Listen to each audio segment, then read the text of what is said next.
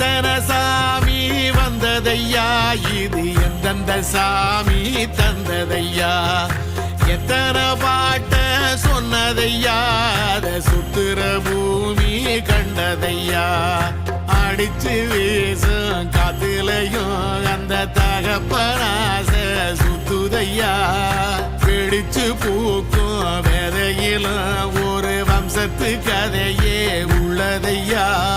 100 தலைமுறை சேர்ந்து செதுக்குன ஈர நலம் இது பாறையா,